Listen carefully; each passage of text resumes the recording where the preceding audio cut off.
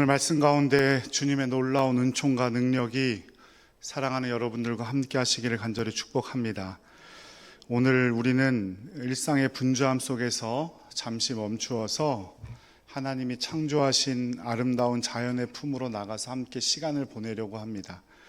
그럼에도 이곳에서 예배를 드리고 출발하는 것은 야외에 나가지 못해서 예배드리지 못하는 분들이 없게 하기 위함이고, 또 오늘 하루 동산교회 예배 참석하려고 오셨다가 그냥 돌아가게 되는 분들이 없게 하기 위함입니다. 그리고 가장 중요한 것은 무엇이냐면 교회의 가장 큰 사명은 예배이기 때문이죠. 예배가 중요하지요. 야외에 나가는 것도 중요하지만 오늘 이 자리에서 드리는 예배 가운데에도, 또 야외에서 갖는 시간 가운데에도 은혜 받고 그 은혜를 나누는 귀한 시간 되기를 간절히 축복합니다. 요즘 현대인들은 뭔가에 쫓기듯 빨리빨리를 되내며 살아갑니다. 산과 강을 바라보면서 이런 시절에 자연 속에서 하나님을 직접 대면하고 교제할 수 있다는 사실 자체가 우리에게 주는 큰 축복 중에 하나이지요. 온 세대가 함께 모여 기쁨으로 예배하고 주님을 찬양하는 것, 바로 이것이 하나님께서 우리에게 허락하신 평안과 교제의 시간입니다. 야외 예배는 단순히 장소를 옮겨서 예배드리는 거, 밖에 나가서 예배드리는 친목 활동이 아니라 우리에게 주신 하나님의 질서에 살아있는 교과서인 자연을 통해서 하나님의 뜻을 함께 나누며 그 뜻 가운데 거하는 시간이라고 볼 수 있습니다. 오늘 본문의 말씀은 평안과 교제, 그리고 그 하나님의 질서로 통일된 신앙생활, 그 하나하나가 어느 것도 하나 떨어져 있지 않음을 우리에게 명확히 보여주는 말씀입니다. 평안, 모든 사람이 평안을 갈망하며 살아가죠. 평안하지 않기를 바라는 분은 아무도 없을 겁니다. 그럼에도 불구하고 세상이 주는 평안은 매우 조건적이고 일시적이라는 한계를 가지고 있습니다. 주머니가 든든하고 일이 잘 풀리고 성공했을 때는 마음이 편안하지만 일이 안 되거나 실패했을 때는 평안이 쉽게 사라집니다. 왜냐하면 세상이 주는 평안은 철저히 상황에 의존하는 상황적인 평안이기 때문입니다. 현대사회에서 물질적인 성공과 풍요가 꼭 평안을 보장한다는 착각은 심각한 비극을 낳습니다. 예를 들어서 로또 당첨금과 같은 엄청난 물질적 축복이라고 여겨지는 것들이 가족 간의 소송, 이혼, 그리고 심지어 극단적인 선택을 초래하는 사건까지 현실에서 발생했습니다. 이는 재물이 곧 행복이자 평안이라고 믿을 때 우리에게 다가오는 비극을 우리에게 분명히 보여줍니다. 이처럼 외적인 풍요로움이 영혼의 가난함을 압도하지 못하고 세상의 평안은 한순간의 평안이 아니라 곧 갈등의 상태로 변질된다는 사실을 우리는 잘 알 수가 있습니다. 히브리어로 샬롬이 바로 평안이라는 뜻인데요. 이 평안이라는 것은 아름다운 조화를 이룬 온전함을 의미하는 것이고, 하나님의 진리와 하나님의 정의의 질서에 함께 통일이 유지되는 상태를 샬롬이라고 하는 겁니다. 저 샬롬 하면 그냥 내가 기쁘고 좋고 이게 샬롬이 아니고 하나님의 질서가 온전히 이루어지는 것이 샬롬이에요. 그리고 그것이 바로 평안입니다. 그러므로 모든 평안의 근원은 돈도 아니고 내가 원하는 것이 이루어지는 것도 아니고 바로 삼위일체 하나님에게로부터 나온다는 사실을 꼭 기억하시기 바랍니다. 오늘 본문 말씀을 한번 읽어보겠습니다. 시작. 그리스도의 평강이 너희 마음을 주장하게 하라. 너희는 평강을 위하여 한 몸으로 부르심을 받았으니 너희는 또한 감사하는 자가 되라. 그리스도의 평안이 너희 마음을 주장하게 하라. 주장하다라는 의미는 쉽게 말하면 지배하게 하라 이 말입니다. 그리스도의 평안이 오직 그리스도의 복음으로 이루어진 그 평안만이 내 마음을 온전하게 하고 진실하게 하신다는 사실을 믿어라 이 말이죠. 그리스도의 평안이 우리 마음을 지배한다는 것은 내 안에 하나님의 말씀의 질서가 이루어지고 그 질서로 내 모든 상황들이 정리가 된다는 사실을 의미하는 겁니다. 이러한 하나님의 질서, 우리의 내면의 질서로, 하나님의 질서가 우리의 내면의 질서로 온전히 자리 잡고 통일될 때 우리는 외적인 환경과 상관없이 언제나 평안한 상태를 누리게 됩니다. 그리고 그 평안의 상태를 행동하는 걸 우리는 온유하다라고 말하는 겁니다. 내 상황과 환경에 흔들리지 않고 내 상황과 환경에 따라 행동하지 않고 내 안에 있는 하나님의 질서에 따라 행동하게 된다는 거죠. 그러니까 진정한 평안은 우리가 아무런 문제가 없다고 착각하거나 스스로 세뇌시키는 것이 아니고요. 그리고 비관주의도 아니고요. 그리스도의 평안은 오히려 세상 속에서 언제나 주님의 말씀을 따라 움직여 살아가게 되는 원동력이 된다는 사실을 꼭 기억하시기 바랍니다. 그런데 그렇다면 그 평안을 우리에게 왜 주시려고 하시는 거냐? 하나님은 오늘 본문 말씀 다시 한번 읽어볼게요.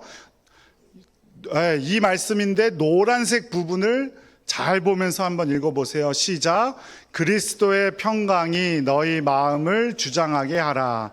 너희는 평강을 위하여 한 몸으로 부르심을 받았으니 너희는 또한 감사하는 자가 되라. 그 평안을 위해서 우리가 한 몸으로 부르심을 받았대요. 저와 여러분이, 그리고 여러분과 여러분이 한 몸으로 부르심을 받았대요. 한 몸으로 부르심을 받았다는 말이 무슨 말이에요? 교회가 되게 하셨다라는 말이죠. 무엇을 위해서? 나의 평안을 위해서. 그러니까 평안은 개인적이거나 그런 나 혼자만의 안정을 넘어서 우리 온 교회가 함께 나눌 수 있는 평안이라는 사실을 꼭 기억하시기 바랍니다. 헬라어로 교제를 뜻하는 코이노니아는 단순히 친목이나 사귐을 넘어서는 일입니다. 그 안에는 참여라는 의미도 있고요. 어떤 물건과 경험을 서로 공유하다라는 뜻도 있고요. 그것을 파트너십이라고 말하기도 하죠. 그리고 코이노니아는 한번 오늘 하루 그냥 재밌게 놀고 맛있는 거 함께 나누어 먹는 것에 그쳐서는 안 되고 성령님과 함께 계속적으로 지속되어야 할 우리 모두의 경험이 되어야 하는 겁니다. 사도행전 2장 42절 이하에 나와 있는 초대교회의 모습은 코이노니아를 가장 잘 보여주는 이상적인 모델이죠. 첫 번째, 그 안에 진리의 가르침이 있었습니다. 그들은 사도의 가르침을 받아 오로지 기도하기에 힘썼다라고 말씀하고 있습니다. 교제는 진리 안에서 세워질 때 든든하십니다. 우리의 교제가 그저 단순히 세상의 가십거리나 말하고 내 관심거리나 말하고 우리 자녀들은 그냥 같이 모여서 게임이나 하고 그런 게 교제가 아니라는 거예요. 성경이 말하는 교제는 하나님의 말씀의 뿌리에 둔 교제라는 사실을 꼭 기억하시기 바랍니다. 그래서 참된 교제는 예배를 통해서 이루어지는 교제가 가장 좋은 교제예요. 그래서 우리는 주중에 무엇으로 모입니까? 속회로도 모입니다. 둘째, 나눔의 교제예요. 코이노니아라는 뜻은 나눔이라는 뜻이 있다 그랬잖아요. 믿는 사람이 다 함께 있어 모든 물건을 서로 통용하고 재산과 소유를 팔아 각 사람의 필요를 따라 나누어 주게 되는 거죠. 물질의 축복이 오히려 불행의 씨앗이 되는 세상의 방식과는 전혀 다른 겁니다. 진정한 코이노니아는 축적 대신 나눔을 통해서 지체들의 필요를 채우는 데 집중한다는 사실을 꼭 기억하시기 바랍니다. 그리고 셋째는 식탁의 교제예요. 날마다 마음을 같이하여 성전에 모이기를 힘쓰고 집에서 떡을 떼며 기쁨과 순전한 마음으로 음식을 나누었다라고 기록하고 있습니다. 이 모든 것이 유대인의 예배였어요. 그래서 유대인 예배는 회당에서 한번 모이면, 안식일에 모이면 2시간에서 3시간 동안 합니다. 떡을 떼는 것까지 다 예배에 포함이니까. 그러니까 오늘 우리가 야외로 함께 나가서 함께 식사를 나누는 행위도 물론이고, 우리가 일상의 예배 후에도 함께 식사를 나누는 것도 마찬가지고, 그저 단순히 배고프지 말라고 드리는 것이 아니라 기쁨과 순전함이 담긴 영적인 교제라는 사실을 꼭 기억하시기 바랍니다. 교회에서 여러분에게 점심 드리는 것, 여러분이 먹을 게 없어서 드리는 게 아니잖아요. 식탁을 함께 나누며 기쁨을 나누고 평안도 나누라고 식탁의 자리를 마련하는 겁니다. 그래서 오늘 우리 야외에 나가서 식사할 때 정말 기쁨이 넘치고 평안이 넘치는 시간 되기를 간절히 축복합니다. 넷째는 초대교회의 모습은 세대 통합적 교제였다는 거예요. 회당에 모일 때 부모가 자녀의 손을 잡고 같은 자리에 모입니다. 우리는 지금 여기 청소년까지 있고 어린이부들은 또 저 위에 있고 하지만 그렇지 않았어요. 유대인의 초대교회 예배는 어린이에서부터 어른까지 함께 모였습니다. 그래서 어린이들은 어른들의 예배 드리는 모습을 통해서 어린 시절부터 예배에 대한 경험을 하고, 또 어른들도 그 어린이들이 작은 고사리 같은 손을 모아서 함께 예배 드릴 때 그것을 통해서 함께 은혜 나누고, 그러므로 평안과 교제는 하나입니다. 하나. 하나님과의 관계를 통한 평안, 이웃 간의 관계인 교제, 평안과 교제는 분리될 수 없고 서로 긴밀히 연결되어 있음을 꼭 기억하시기 바랍니다. 개인의 마음속에 온전히 주님의 평안이 자리 잡지 못하면 다른 사람과의 교제도 나눌 수 없어요. 그러니 내가 하나님 안에서 진정한 평안을 누리고 있지 못하다면 남에게 권면하거나 충고하는 일은 하지 말아야 돼요. 왜냐하면 그것이 관계를 깨트리는 일이 됩니다. 구약의 제사에서도 보면 제물의 일부는 하나님께 바치고 나머지는 이웃과 나누었던 이유도 이 하나님 안에서의 평안과 교제가 분리될 수 없음을 보여주기 위함입니다. 이 모든 일의 궁극적인 목적이 무엇이냐?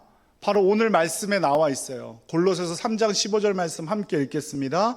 그리스도의 평강이 너희 마음을 주장하게 하라. 너희는 평강을 위하여 한 몸으로 부르심을 받았으니 너희는 또한 감사하는 자가 되라. 또한 감사하는 자가 되라. 이게 우리나라 말로 하면 또한이라고 하니까 이 앞에 것과 감사하는 자가 똑같은 말처럼 들리지만 이 헬라어 원문으로 보면 또한이라는 말은 그러므로라는 뜻일 거예요. 그러므로라는 뜻이 더 정확한 해석일 거예요. 그러니까 예수 그리스도의 평안이 우리 마음을 주장하게 해야 하는데 그 평안을 평안으로 지배당하기 위해서 우리를 한 교회로 부르셨대요. 하나님께서. 그러므로 뭘 하는 자가 되라? 감사하는 자가 되라 이 말입니다. 감사는 바로 평안의 완성입니다. 평안을 이룬 사람만이 진정으로 감사할 수 있어요. 평안이 없는 사람은 그 입술에 불평과 원망을 닫고 살아가고 부정적인 말만 해대고 살아갑니다. 하지만 평안할 때 감사할 수 있고 또 그 감사가 우리 가운데 넘침으로 우리 가운데 평안이 된다는 사실을 꼭 기억하시기 바랍니다. 사랑하는 성도 여러분, 우리는 오늘 야외 예배를 통해서 우리 영혼의 그리스도의 평강이 충만하게 임할 때 우리가 비로소 한 몸으로 부르신 교제의 사명을, 한 몸이 됨을 이룰 수 있음을 말씀을 통해 보았습니다. 그러므로 감사하는 여러분들 되시기를 간절히 축복합니다. 옆에 지금 앉아있는 분들 통해서 감사할 수 있는 사람들 되시기를 바라요. 하나님, 나에게 이 사람 보내주셔서 너무 감사합니다. 우리 속회원들 보내주셔서 너무 감사합니다. 그 감사가 넘치는 여러분들 되시기를 간절히 축복합니다. 그래서 세상이 주는 평안이 나를 흔들지 못하도록 오직 주님의 말씀으로 주님의 평안 가운데 내가 살아갈 수 있도록, 그래서 내 안에 감사가 넘치도록 주님께서 도와주십시오. 성령님 함께해 주십시오. 항상 기도하는 여러분들 되시기를 간절히 축복합니다. 그럴 때 내 마음도, 우리의 가정도, 우리의 교회도, 또 우리의 일터도 온전한 하나님의 평안으로, 하나님의 교제로 감사가 넘치는 곳들이 될 줄로 믿습니다. 이 놀라운 평안의 증거가 여러분에게 모두 가득하기를 예수 그리스도의 이름으로 간절히 축복합니다.